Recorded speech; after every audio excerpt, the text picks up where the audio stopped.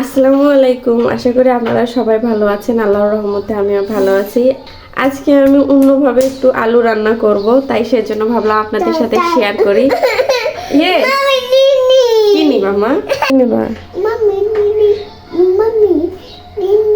নিনির তো নাম আছে মা, নিবা কি সেটা বলো। লেমন খাবি? তুমি লেমন খাবে? না লেমন না। তাহলে তুমি ঘরে যাও, আমি রান্না করবো। ওকে। আমাকে আমাকে রান্না করতে দেখলে আমার মেয়েরও আসতে হবে রান্না করার জন্য। ও আমার সাথে আসে খুটখুট খুটখুট করে। তো যাই হোক, রান্না শুরু করে দিই। আমি এখানে আলু ভালোভাবে পরিষ্কার করে নিছি। অবশ্যই ভালোভাবে পরিষ্কার করতে হবে, কারণ এই আলু আমি ছিলবো না। তো ছোট আলু তো এই জন্য ছিলতেও সময় লাগবে, আর এটা একটু অন্যরকমভাবে রান্না করব। তাই তো আলুর মধ্যে দিয়ে দেব 2টা কাঁচামরিচ, বেশি ঝাল দেব না। একটু বেশি পরিমাণে পেঁয়াজ, রসুনটা আমি এখানে একটা পুরা রসুন দিয়ে দিলাম। এখন এর মধ্যে দিয়ে দিব লবণ, হলুদ, সামান্য তেল।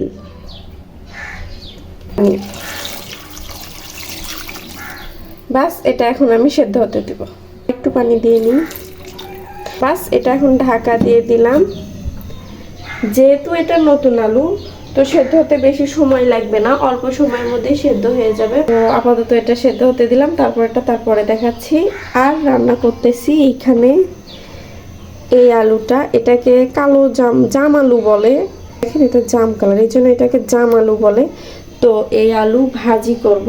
এই আলু ভাজি খাইতে, ভর্তা খাইতে ভীষণ ভালো লাগে। তো এর মধ্যে আমি দিয়ে দিব পেঁয়াজ, কাঁচামরিচ, হলুদ, লবণ, তেল আর গোটা জিরা। বাস চুলার আঁচ ধরিয়ে দেব, দিয়ে এটা ভাজবো।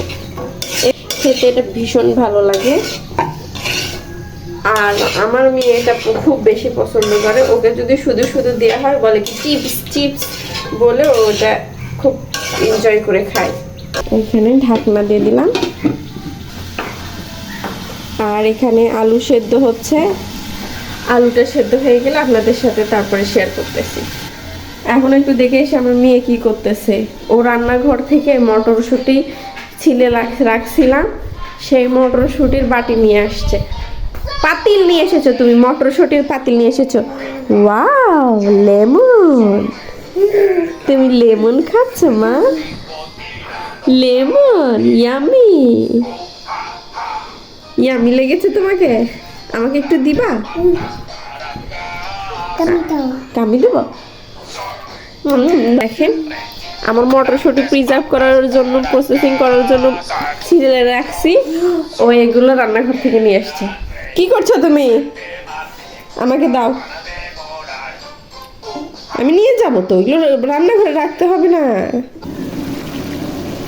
এই যে দেখেন, আমি আলুতে পানি দেই নাই একদম, আলু থেকেই পানি বের হয়েছে। আর এটা ঢাকা দেব না, ঢাকা দিলে এটা বেশি সেদ্ধ হয়ে যাবে।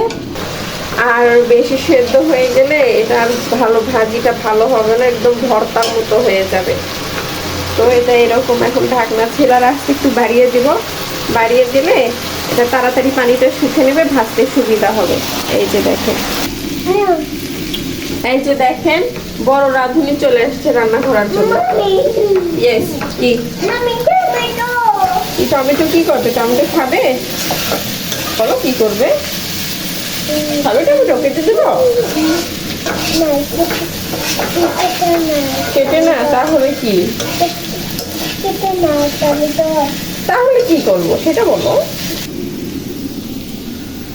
আমি এই আলুর ডালের মধ্যে আদা রসুন বাটা দিতে ভুলে গেছি, তাই এখন আদা রসুন বাটা দিয়ে নিব। এখন সিদ্ধ হওয়ার মধ্যে আর কিছুক্ষণ রেখে দেবো। রেখে দিলে বেশিক্ষণ না, 2-3 মিনিট রেখে দেবো। তার রেখে দেওয়ার পরে বন্ধ করে দেবো। আলুটা আমার একদম সেদ্ধ হয়ে গেছে। আমি এখানে পানি রেখে দিছি। এখন এটা ম্যাশ করে নিতে হবে।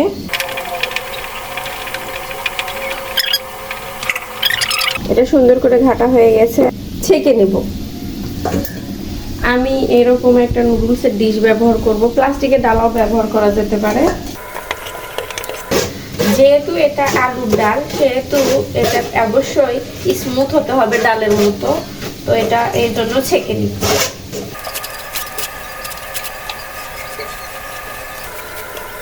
এই যে দেখেন আলুর সব ছালগুলো বের হয়ে আসছে, আর এই যে এখানে ডাল হয়ে গেছে একদম।